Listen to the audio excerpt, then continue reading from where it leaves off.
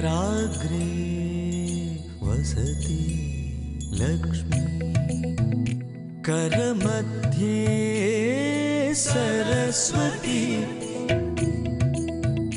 करमूले सदा गौरी प्रभारे करदर्शन रवये नमः भानवे नमः रवये नमः भानवे नमः समुद्रवसने देवी पर्वतस्तनमण्डिते विष्णुपत्नी नमस्तुभ्यं पादस्पर्शं क्षमस्व मे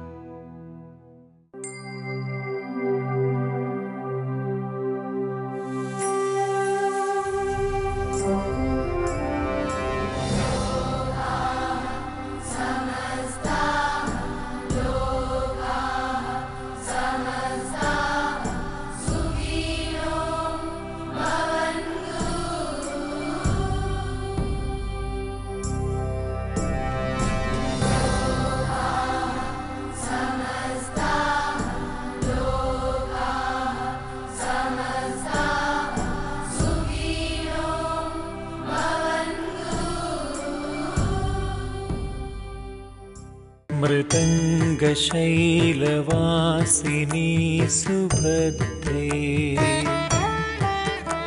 मदङ्गगेहलासिनी सुमूर्ते. മൃദംഗശൈലേശ്വരി ക്ഷേത്രത്തിലേക്ക് എത്തിയ മുഴക്കുന്ന് എന്ന ഗ്രാമത്തിൻ്റെ ചൈതന്യത്തെ മനസ്സിലാക്കിക്കൊണ്ട് നേരെ ക്ഷേത്രഭൂമിക്കുള്ളിലേക്ക് പ്രവേശിക്കുകയും ദർശന സൗഭാഗ്യം നേടിയെടുക്കുകയുമാണ് ചെയ്തത്. എന്നാൽ ഇന്ന് മറ്റൊരു പ്രഭാതം ആരംഭിക്കുകയാണ്. ഈ പ്രഭാതത്തിൽ മൃദംഗശൈലേശ്വരത്തിനോട് ചേർന്ന് കിടക്കുന്ന ദിവ്യമായ സാന്നിധ്യങ്ങൾ, ആ സാന്നിധ്യങ്ങൾ നമുക്ക് നൽകുന്ന ചൈതന്യത്തെ അറിയുവാനുള്ള യാത്രയാണ് നാം തുടങ്ങി വയ്ക്കുന്നത്. ഈ പ്രഭാതത്തിൽ കാഴ്ചകൾ മൃദംഗശൈലേശ്വരം ക്ഷേത്രത്തിൻ്റെ തിരുനടയിൽ നിന്ന് ആരംഭിക്കുകയാണ്. മൃദംഗശൈലേശ്വരിയായി, സംഗീത ദേവതയായി, ഭദ്രകാളിയായി സങ്കല്പിക്കുന്ന, ദുർഗയായി അനുഗ്രഹങ്ങൾ അരുളുന്ന, പോർക്കലിയായി സംരക്ഷിക്കുന്ന ഭഗവതി ഇവിടെ കുടികൊള്ളുമ്പോൾ ആ ഭഗവതിയുടെ കാരുണ്യം ഏവരിലേക്കും എത്തട്ടെ എന്ന പ്രാർത്ഥനകളോടുകൂടി ഇന്നത്തെ ദിവസത്തിൻ്റെ കാഴ്ചകൾ ആരംഭിക്കുന്നു. ആദ്യം ചിന്താമൃതം.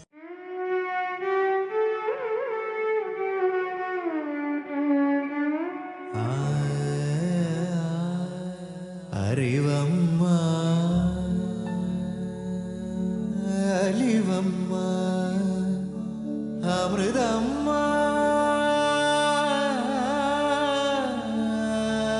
അഖിലം നീ.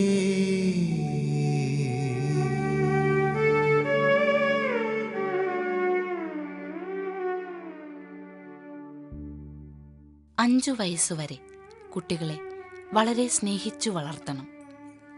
5 വയസ്സ് മുതൽ 15 വയസ്സുവരെ ശാസിച്ചു വളർത്തണം. 15 വയസ്സ് മുതൽ കുട്ടികൾക്ക് ഏറ്റവും കൂടുതൽ സ്നേഹം നൽകി വളർത്തേണ്ട സമയമാണ്. 5 വയസ്സ് മുതൽ 15 വയസ്സ് വരെയുള്ള കാലം കൊണ്ടാണ് ജീവിതത്തിൻ്റെ അടിസ്ഥാനം രൂപപ്പെടുന്നത്. അപ്പോൾ നല്ലപോലെ ശാസനം നൽകിയാൽ മാത്രമേ അവരെ നേർവഴിക്ക് നയിക്കുവാൻ കഴിയൂ. ജഗദ്ഗുരു മാതാ അമൃതാനന്ദമയി ദേവിയുടെ വാക്കുകളിലൂടെ ഒരു നല്ല തലമുറയെ വാർത്തെടുക്കുവാൻ നമുക്കാകട്ടെ.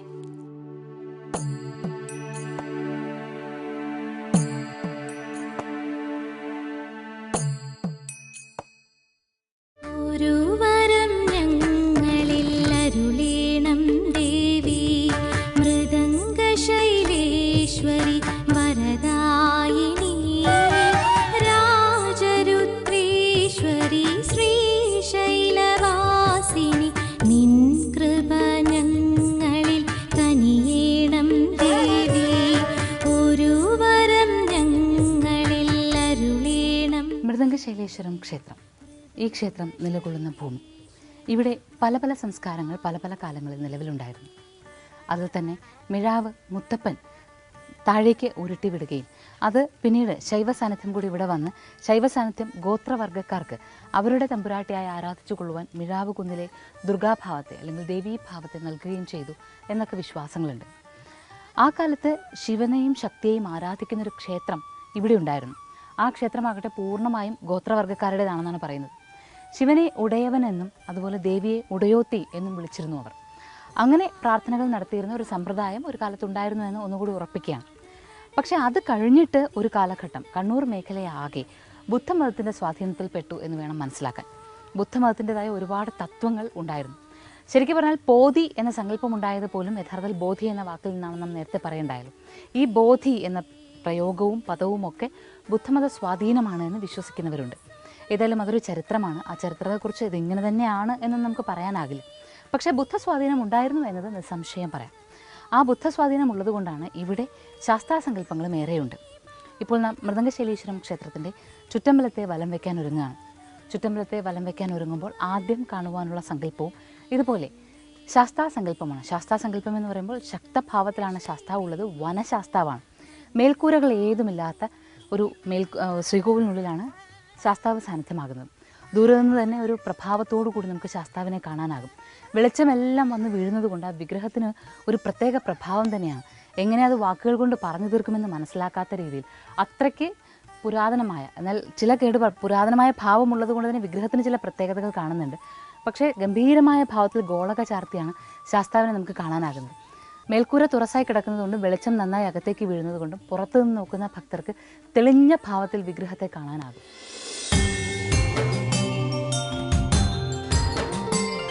ജഗത്പൊരുൾ അകപ്പൊരുൾ നിനാഥനേ, അഹത്തിലും ഇഹത്തിലും വിളങ്ങു നീ.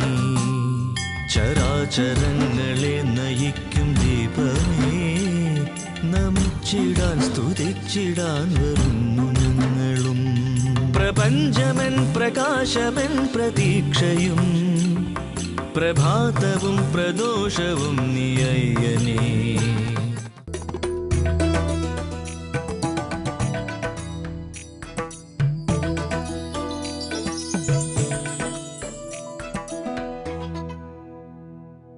രാമായണ പുണ്യം വിതറുന്ന കർക്കിടക മാസ സന്ധ്യകളെ ഭക്തിസാന്ദ്രമാക്കാൻ രാമ രാമ രാമ രാമ രാമ രാമ പാഹി മാം, രാമപാദം ചേരണേ മുകുന്ദ രാമ പാഹി മാം. ലൗകിക ജീവിതത്തിൽ രാമായണത്തിന്റെ പ്രസക്തി, രാമായണ വിചാരവുമായി പ്രശസ്ത നോവലിസ്റ്റും ചിന്തകനുമായ ശ്രീ സി രാധാകൃഷ്ണൻ. സകലാഭീഷ്ട സിദ്ധിയാണ് രാമായണത്തിൻ്റെ ഫലശ്രുതി. നമ്മുടെ എല്ലാ അഭീഷ്ടങ്ങളും രാമായണ പാരായണത്തിലൂടെ സാധിക്കാം എന്നാണ് അതിൻ്റെ അർത്ഥം.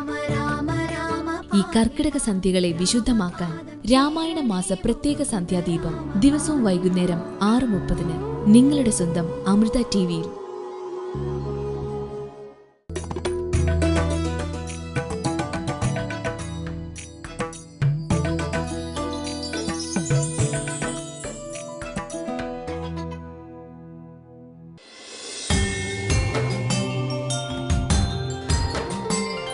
ജഗത്പൊരുൾ അകപ്പൊരുൾ നിനാഥനേ, അഹത്തിലും ഇഹത്തിലും വിളങ്ങു നീ. ചരാചരങ്ങളെ നയിക്കും ദീപമേ, നമിച്ചിടാൻ സ്തുതിച്ചിടാൻ വരുന്നു ഞങ്ങളും. പ്രപഞ്ചമൻ പ്രകാശമൻ പ്രതീക്ഷയും പ്രഭാതവും പ്രദോഷവും നീയയ്യനേ. ശാസ്താസന്നിധിയെ വലം വെച്ച് വരുമ്പോൾ നമുക്ക് ഒരു ഭാഗത്തായി, ക്ഷേത്രത്തിൻ്റെ തെക്കു ഭാഗത്തായി ഉയർന്നു നിൽക്കുന്ന ചുറ്റുമതിൽ കാണാം. ഈ ചുറ്റുമതിലിൻ്റെ ചില പ്രദേശങ്ങൾ മറിഞ്ഞു വീണിരിക്കുന്നുവെന്നും കാണാം. അതായത് പൊളിഞ്ഞു പോയിരിക്കുകയാണ്. നമുക്ക് നോക്കിയാൽ തന്നെ കാണാം, പൊളിഞ്ഞു പോയിരിക്കുന്നു. ഇത് പലതവണ രാജാക്കന്മാരുടെ കാലത്ത് വീണ്ടും ചേർത്ത് കെട്ടാൻ ശ്രമിച്ചിട്ടുള്ളതാണ്. പക്ഷേ എത്ര ശ്രമിച്ചിട്ടും അത് ചേർക്കാൻ പറ്റിയിട്ടില്ല. അത് പൊളിഞ്ഞു തന്നെ അങ്ങനെ കിടക്കും. അതെന്താണെന്ന് വെച്ചാൽ അതിന് പിന്നിലൊരു വലിയ വിശ്വാസമുണ്ട്. ഒരു കാലത്ത് ഇവിടെ പോർക്കലി ക്ഷേത്രത്തിൽ നാഗസ്ഥാനത്തിന് വളരെയേറെ ദൂഷ്യങ്ങളുണ്ട് എന്ന് കാണുകയും രാജാവ് എന്ത് ചെയ്യണമെന്നറിയാതെ വിഷമിക്കുകയും ചെയ്തു. ഒടുവിൽ കാരാട്ടില്ലാത്ത തിരുമേനിയാണ് പറഞ്ഞത്, ഇവിടെ അടുത്തുള്ള ഒരു കാടിനുള്ളിൽ വലിയൊരു പുറ്റുണ്ട്. ആ പുറ്റിൽ ശക്തമായൊരു നാഗസാന്നിധ്യമുണ്ട്. ആ നാഗസാന്നിധ്യത്തെ തൃപ്തിപ്പെടുത്തിയാൽ ഇവിടുത്തെ നാഗസ്ഥാനത്തിൻ്റെ ആ ഒരു പ്രശ്നങ്ങളില്ലാതെയാകുന്നു. അങ്ങനെ രാജാവ് യഥാവിധി പൂജകളെല്ലാം കൊണ്ടുവന്നു. പൂജയ്ക്ക് വേണ്ടുന്ന എല്ലാം ഒരുക്കി വലിയ ഓട്ടുരുളിയിൽ നൂറും പാലും ഒക്കെ തയ്യാറാക്കി വെച്ച് വേണ്ട രീതിയിൽ പൂജകൾ ചെയ്തു. ആ പൂജയുടെ ഒരു പ്രത്യേക ഘട്ടത്തിൽ ഈ വലിയ പുറ്റിരിക്കുന്ന പ്രദേശത്ത് ഒരു അതിശക്തമായ സ്ഫോടനമുണ്ടായി. ഈ സ്ഫോടനം കഴിഞ്ഞപ്പോൾ 5 തലയുള്ളൊരു നാഗം അതിൽ നിന്ന് പുറത്തേക്ക് ഇറങ്ങി വന്നു. ആ പുറത്തേക്ക് ഇറങ്ങി വന്ന നാഗം ക്ഷേത്രത്തിനകത്തേക്ക് പ്രവേശിച്ച് ഈ ഓട്ടുരുളിക്ക് അടുത്തേക്ക് വന്നു. ഇങ്ങനെ വന്ന സമയത്ത് അത് വാസുകിയാണെന്നാണ് വിശ്വസിക്കുന്നത്. വാസുകി ഇങ്ങനെ വന്ന സമയത്ത് ആ ചുറ്റുമതിൽ പൊളിഞ്ഞു പോയതാണ്. പിന്നെ വാസുകിയുടെ വാല് തട്ടി ഒരു മാവ് ചരിഞ്ഞ്, വളരെ കാലത്തോളം ആ മാവ് ചരിഞ്ഞു നിന്നു. മാവ് ചരിഞ്ഞു വീണ പ്രദേശം എന്നാണ് ആ സ്ഥലം അറിയപ്പെട്ടിരുന്നത്.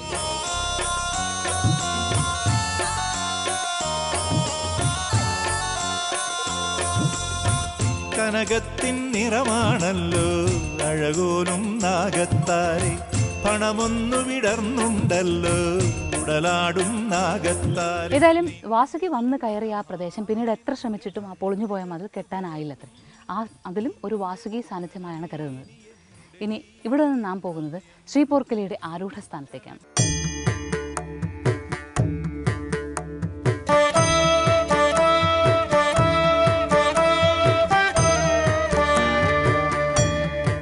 പുറകിഴാനാട് എന്ന് യഥാർത്ഥത്തിൽ പറയുന്ന ഒരു രാജവംശം, അത് ചിറക്കൽ രാജവംശം കൂടുതലും ബ്രാഹ്മണ സ്വാധീനമുള്ളവരാണ്. ബ്രാഹ്മണരായിരുന്നു അതിലെ രാജാക്കന്മാർ.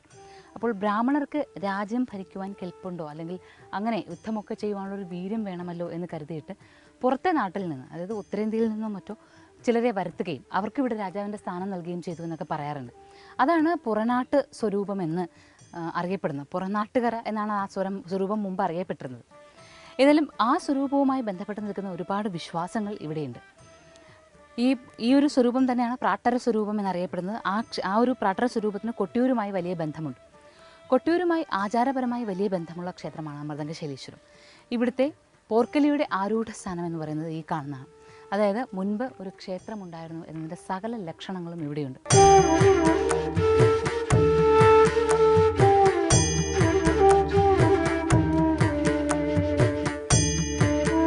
ആ ക്ഷേത്രം എന്ന് പറഞ്ഞാൽ ദിവ്യമായ സാന്നിധ്യമാണ് ഇവിടെ ഉണ്ടായിരുന്നത്. ഇവിടെ എത്തുമ്പോൾ നമുക്ക് ആ ഊർജ്ജ പ്രവാഹത്തിൽ നിന്ന് മനസ്സിലാകുന്നുണ്ട്. ഗംഭീരമായൊരു ക്ഷേത്രം, എല്ലാ തറകളോടും എല്ലാ ചിട്ടവട്ടങ്ങളോടും കൂടിയുള്ളൊരു ക്ഷേത്രം. ഇതൊരു ഗുഹാക്ഷേത്രമായിരുന്നുവെന്നും പറയപ്പെടുന്നുണ്ട്. പക്ഷേ അതിൻ്റെ ലക്ഷണങ്ങളൊന്നും ഇന്ന് കാണാനില്ല. ഏതായാലും പോർക്കലയുടെ ആരൂഢ സ്ഥാനം, ഇവിടെ ഇതിനോട് ചേർന്ന് പണ്ടൊരു കൃഷ്ണക്ഷേത്രവും ഉണ്ടായിരുന്നു എന്ന് പറയുന്നു. ഇത് രണ്ടും വരുന്നതിന് പഴശ്ശിരാജയുടെ ചരിത്രം പറയുമ്പോൾ തന്നെ പഴശ്ശിരാജയുടെ അവസാന ഘട്ടത്തിൽ ബ്രിട്ടീഷുകാരോട് തോറ്റുകൊടുക്കാൻ മടിച്ചിട്ട് സ്വയം അദ്ദേഹം വൈരം വിഴുങ്ങുകയാണ് ചെയ്യുന്നത്. ഈ വൈരം വിഴുങ്ങുന്ന സമയത്ത് കുറിച്ചർ നായികയായ നീലിയുടെ കയ്യിൽ ഒരു കൃഷ്ണ വിഗ്രഹം നൽകുന്നുണ്ട്. ആ കൃഷ്ണ വിഗ്രഹവും കൊണ്ട് നീലി ഒരു തോടിനുള്ളിലേക്ക് ചാടി ജീവത്യാഗം ചെയ്യുകയാണ് ചെയ്യുന്നത്. ആ സങ്കല്പങ്ങളും എല്ലാം ഇവിടെ പോർക്കലി സ്ഥാനവും കൃഷ്ണ സാന്നിധ്യവും അടുത്തടുത്തുണ്ട് എന്ന വിശ്വാസത്തിൽ വരുന്നുണ്ടോ എന്ന് സംശയിക്കേണ്ടിയിരിക്കുന്നു. ഏതായാലും ഇതൊരു ദീപ്തമായ ക്ഷേത്ര സംവിധാനമാണ്. അത് പഴശ്ശിരാജയുടെ കാലത്തല്ല, അതിനു മുൻപുള്ള കാലത്ത് ഉണ്ടായിരുന്നത് തന്നെയാണെന്ന് നമുക്ക് ഉറപ്പിക്കാം. ഹൃദന്തരാഗരൂപിണീ പ്രണാമം മൃദംഗശൈലവാസിനി സുഭദ്രേ മതംഗഗേഹലാസിനി സുമൂർത്തേ മാതംഗരൂപരാഗിണി സുശീലേ.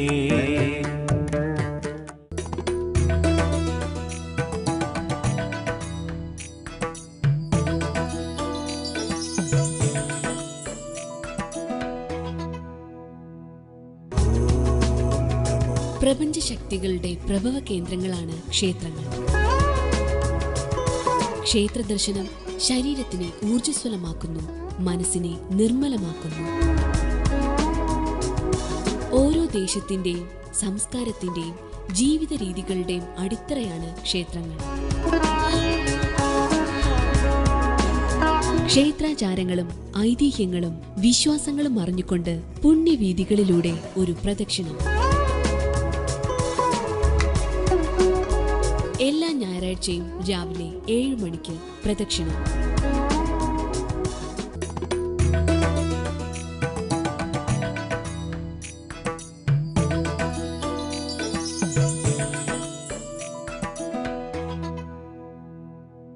ഹൃദന്തരാഗരൂപിണീ പ്രണാമം മൃദംഗശൈലവാസിനി സുഭദ്രേ मतङ्गगेहलासिनी सुमूर्ते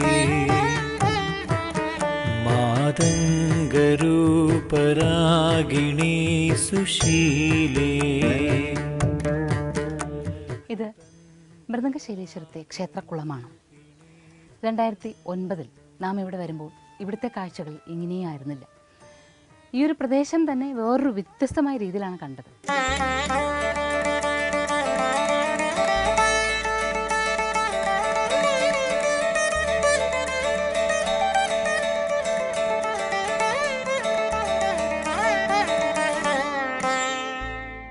അന്ന് നാം പ്രധാനമായും പറഞ്ഞൊരു കാര്യമുണ്ടായിരുന്നു. അവിടെ ഈ കാലത്ത് മുതിർന്ന തലമുറയിൽപ്പെട്ട ചില പണ്ഡിതർ അവർ പറഞ്ഞിരുന്നു അത്രേ, എന്ന് ഈ ക്ഷേത്രക്കുളം വൃത്തിയാക്കി നല്ല രീതിയിൽ അതിനെ കൊണ്ടുവരുമോ അന്നേ ക്ഷേത്രം അതിൻ്റെ പഴയ ഖ്യാതിയിലേക്ക് എത്തുകയുള്ളൂ എന്ന്. അതിപ്പോൾ സത്യമായി തീർന്നിരിക്കുന്നു. ക്ഷേത്രക്കുളം പുതുക്കി പണിത് അതിപ്പോൾ ഏതാണ്ടൊക്കെ ഒരു വൃത്തിയായി സൂക്ഷിച്ചിരിക്കുകയാണ്. അപ്പോഴേക്കും ക്ഷേത്രത്തിന് ഖ്യാതി ഉണ്ടാവാൻ തുടങ്ങി. ഇന്നിപ്പോൾ ധാരാളം ഭക്തർ വരാനും തുടങ്ങി. മനോഹരമാണ്, വലിപ്പമുള്ള ക്ഷേത്രക്കുളമാണ് മൃദംഗശൈലീശ്വരത്ത്. എന്നാൽ ഇവിടുത്തെ ഒരു വിശ്വാസം അനുസരിച്ച് ഇവിടെ ഈ കുളത്തിലും ദേവി ശക്ത സാന്നിധ്യമാകുന്നു എന്നുള്ളതാണ്. ശക്ത സാന്നിധ്യം എന്ന് പറയുമ്പോൾ ദേവി വാഗ് ദേവതയായും വാഗീശ്വരിയായും ഒക്കെയാണ് ഇവിടെ കൂടുതൽ ചൈതന്യമാകുന്നത്. അപ്പോൾ കോട്ടയത്ത് തമ്പുരാൻ, കഥകളിയുടെ ഉപജ്ഞാതാവെന്ന് വിശ്വസിക്കുന്ന കോട്ടയത്ത് തമ്പുരാൻ കഥകളി പലതും ചിട്ടപ്പെടുത്തിയത് മൃദംഗശൈലീശ്വരം ക്ഷേത്രത്തിൽ വെച്ചിട്ടാണ്. അതുകൊണ്ടാണ് കഥകളിയുടെ വന്ദന ശ്ലോകത്തിൽ മൃദംഗശൈലീശ്വരിയെ വന്ദിക്കുന്നത്. മൃദംഗശൈലീശ്വരിയെ മാത്രമല്ല, നാം ക്ഷേത്രം കണ്ടപ്പോൾ തെക്ക് ഭാഗത്ത് ദക്ഷിണാമൂർത്തിയെയും ഗുരുവിനെയും വ്യാസനെയും സരസ്വതിയെയും ഗണപതിയെയും കണ്ടുവല്ലോ. ഇതെല്ലാം ആ വന്ദന ശ്ലോകത്തിൽ വന്ദിക്കുന്നുണ്ട്. അപ്പോൾ മൃദംഗശൈലീശ്വരത്ത് ഇരുന്ന് തന്നെയാണ് ഇതൊക്കെ ചിട്ടപ്പെടുത്തിയെന്ന് നമുക്ക് നിസ്സംശയം പറയാം. അതുമായി ബന്ധപ്പെട്ട് ഇനി വേറൊരു മനോഹരമായ ഐതിഹ്യമുണ്ട്, ചരിത്രമുണ്ട്, നമുക്ക് പിന്നീട് പറയാം. കാരുണ്യക്കടലാകുമമ്മേ വാത്സല്യത്തണലാകുമമ്മേ നീ തന്നെ അഖിലം നീ തന്നെ ശരണം നീ എന്നുമേ ജീവനാദാമൃതം കാരുണ്യക്കടലാകുമമ്മേ വാത്സല്യത്തണലാകുമമ്മേ നീ തന്നെ അഖിലം നീ തന്നെ ശരണം നീ എന്നുമേ ജീവനാദാമൃതം. കഥകളിയൊക്കെ ചിട്ടപ്പെടുത്തിയതിനു ശേഷം സ്ത്രീ വേഷങ്ങൾ എങ്ങനെ വേണം എന്ന് ആലോചിച്ചുകൊണ്ട് തമ്പുരാൻ ഇവിടെ ഇരുന്ന് ഇങ്ങനെ ചിന്തിക്കുന്ന സമയത്ത് പെട്ടെന്ന് ഈ കുളത്തിൽ ഒരു വലിയ പ്രതിച്ഛായ വന്ന് നിൽക്കുന്നതായി തോന്നി. അതായത് കഥകളിയുടെ സ്ത്രീ രൂപം ഇങ്ങനെ വേണം എന്ന് ദേവി പറഞ്ഞു തരുന്നത് പോലെ ദേവിയുടെ ഏതാണ്ട് രൂപത്തിൻ്റെ ഒരു അരഭാഗം മുകളിലോട്ട് മാത്രമേ കാണാനായിരുന്നുള്ളൂ. ഈ കുളത്തിൽ ഇങ്ങനെ വിശാലമായി കാണുകയുണ്ടായി തമ്പുരാൻ. അദ്ദേഹം അത് ശ്രദ്ധിക്കുകയും ഇങ്ങനെ വേണം വേഷമെന്ന് ദേവി പറഞ്ഞു തരികയാണ് എന്ന് മനസ്സിലാക്കുകയും അപ്പോൾ തന്നെ ആ വേഷം അങ്ങനെ ചിട്ടപ്പെടുത്തുകയും ചെയ്തു. അങ്ങനെ ചിട്ടപ്പെടുത്തിയതിന് ശേഷം പിന്നീട് ഈ ഒരു മുകളിലേക്ക് അരയ്ക്ക് മുകളിലേക്കുള്ള ഭാഗം മാത്രമേ അദ്ദേഹം ശ്രദ്ധിച്ചുള്ളൂ എന്നുള്ളത് കൊണ്ട്, അല്ലെങ്കിൽ താഴേക്കുള്ള ഭാഗം കണ്ടില്ല എന്നുള്ളത് കൊണ്ടാണ് ഇന്നും വെളുത്ത മുണ്ട് മാത്രം സ്ത്രീവേഷങ്ങൾ ധരിക്കുന്നത് എന്നൊക്കെ പറയുന്നുണ്ട്. ഏതായാലും കഥകളി കേരളം സ്വന്തം കലയായി എല്ലാ ദേശങ്ങളിലും കഥകളി കേരളത്തിൻ്റെ മുഖമുദ്രയായി മാറുമ്പോൾ ആ കഥകളിയുമായി ഒരുപാട് ബന്ധപ്പെട്ട് നിൽക്കുന്നു ഈ ക്ഷേത്രമെന്നും പ്രത്യേകിച്ച് ഈ ക്ഷേത്രക്കുളമെന്നും മനസ്സിലാക്കുമ്പോൾ കേരളീയതയിൽ എത്രമാത്രം പ്രധാനപ്പെട്ടതാണ് ഈ കാഴ്ചകളെന്ന് എടുത്തു പറയേണ്ടത്. പഴശിരാജമുദിതേ പരമശക്തി പരിജാ പരപരിസരാഭ പ്രസിദ്ധ അന്തരംഗതരംഗിണീ സുരസുന്ദരാംഗസുമശോഭിനീ രംഗതുംഗനടനോത്സുകീ തരംഗതാള സുമർദ്ദിനീ മൃദംഗശൈലവാസിനീ സുഭദ്രേ മതംഗഗേഹലാസിനീ സുമൂർത്തി. ഒരു കാലത്ത് വനമായിരുന്നു എന്ന് പറയുന്ന പല ക്ഷേത്രങ്ങളും ഇന്ന് നഗരത്തിൻ്റെ മധ്യത്തിൽ കുടികൊള്ളുമ്പോൾ, വനമായിരുന്നു എന്ന് പറയുമ്പോൾ ഇപ്പോഴും വനം സൂക്ഷിക്കുന്ന ചില ക്ഷേത്രങ്ങൾ കേരളത്തിൽ ബാക്കിയുണ്ട് എന്നത് വലിയ ആശ്വാസമാണ്. മൃദംഗശൈലീശ്വരം ക്ഷേത്രം അത്തരത്തിലൊരു ക്ഷേത്രമാണ്. മൃദംഗശൈലേശ്വരി സാന്നിധ്യമാകുന്ന ക്ഷേത്രത്തിൻ്റെ പടിഞ്ഞാറേ നടയിലൂടെ നേരെ പുറകിലേക്ക് വന്നാൽ ശ്രീപോർക്കലിയുടെ ആരൂഢ സ്ഥാനത്തിന് നേരെ എതിർവശത്തായി ഒരു ചെറിയ വഴിയുണ്ട്. ആ വഴി കയറി വന്നാൽ നാം എത്തുന്നത് ഇവിടെയാണ്. മൃദംഗശൈലേശ്വരത്തിന് തൊട്ട് നിരവധി ക്ഷേത്രങ്ങൾ ഉണ്ടായിരുന്നു എന്നത് നമുക്കിവിടെ ഉറപ്പിക്കാനാവുകയാണ്. ഇവിടെ 2014 സ്വർണ്ണപ്രശ്നം വെച്ച സമയത്ത് തെളിഞ്ഞൊരു കാര്യമുണ്ട്. ക്ഷേത്രത്തിൻ്റെ പടിഞ്ഞാറ് ഭാഗത്തായിട്ട് ഒരു പാർത്ഥസാരഥി ക്ഷേത്രമുണ്ടെന്നും അവിടെ ശക്തിയായ വിശ്വാസങ്ങളാണ് ഒരു കാലത്ത് ഉണ്ടായിരുന്നത്, അത് ആ ആരാധനകൾ ഉടൻ തന്നെ പുനരാരംഭിക്കണമെന്നും തെളിഞ്ഞിരുന്നു. ഇതാണ് പാർത്ഥസാരഥി സ്ഥാനം എന്നാണ് കരുതുന്നത്. പക്ഷേ അതിനു മുൻപ് വരെ ഇത് കരുതുന്നത് വേട്ടക്കരൻ കാവാണ് എന്നാണ്, വേട്ടക്കരൻ സാന്നിധ്യമാണ് എന്നാണ്. വേട്ടക്കരൻ സാന്നിധ്യം ഇവിടെ ധാരാളം ഉണ്ടല്ലോ. അതുമാത്രമല്ല ഇതൊരു ശിവലിംഗ സാന്നിധ്യമാണ് എന്നുള്ള തോന്നൽ കൊണ്ടാണ് വേട്ടക്കരൻ എന്ന് പറഞ്ഞിരിക്കുന്നത്. ഏതായാലും ഈ ഒരു കാവ് ഇങ്ങനൊരു ഇടിഞ്ഞു പൊളിഞ്ഞ അവസ്ഥയിൽ കാണുന്നത് ഈ ഒരു ദേശത്തിൻ്റെ മുഴുവൻ പൗരാണികമായ പ്രസക്തിയെ, ചരിത്ര പ്രസക്തിയാണ് കാണിക്കുന്നത്. പഴശ്ശിരാജയുടേതല്ലാതെ കോട്ടയം രാജാക്കന്മാരുടെ കോവിലകങ്ങളെല്ലാം മൃദംഗശൈലേശ്വര ക്ഷേത്രത്തെ ചുറ്റിപ്പറ്റിയാണ് അത്രയും ഉണ്ടായിരുന്നത്. ഓരോ കോവിലവും തെക്കേ കോവിലകം, കിഴക്കേ കോവിലകം, പടിഞ്ഞാറേ കോവിലകം എന്നാണ് അറിയപ്പെട്ടിരുന്നത്. അത് മൃദംഗശൈലേശ്വര ക്ഷേത്രത്തിൻ്റെ തെക്ക് ഭാഗത്തുണ്ടായിരുന്ന കോവിലകം തെക്കേ കോവിലകമെന്നും പടിഞ്ഞാറ് ഭാഗത്തുള്ളത് പടിഞ്ഞാറേ കോവിലമെന്നും അങ്ങനെയാണ് അറിയപ്പെട്ടിരുന്നത്. അപ്പോൾ ആ ക്ഷേത്രത്തിനുണ്ടായിരുന്ന പ്രാധാന്യം നമുക്ക് വ്യക്തമാണ്.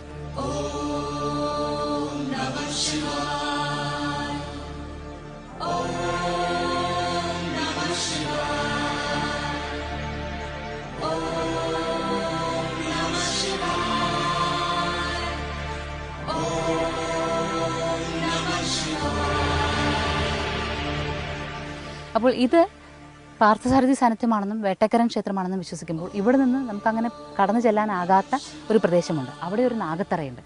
ആ നാഗത്തറയിൽ പൂജാരി മാത്രം കടന്ന് ചിലപ്പോൾ പൂജകൾ ചെയ്യാറുണ്ട്. 3 വിഗ്രഹരൂപങ്ങളാണ് അവിടെയുള്ളത്. അതിൽ നാഗവിഗ്രഹം കഴിഞ്ഞാൽ പിന്നീടുള്ള വിഗ്രഹഭാവങ്ങൾ ശിവപാർവതിമാരുടേതാണെന്നാണ് പറയുന്നത്. ആ ഒരു വിഗ്രഹത്തിൻ്റെ 2 കൈകളിലും കുഞ്ഞുങ്ങളുണ്ട്.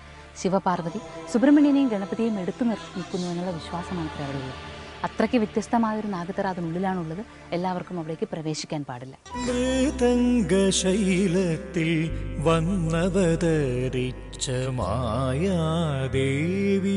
സരസ്വതി,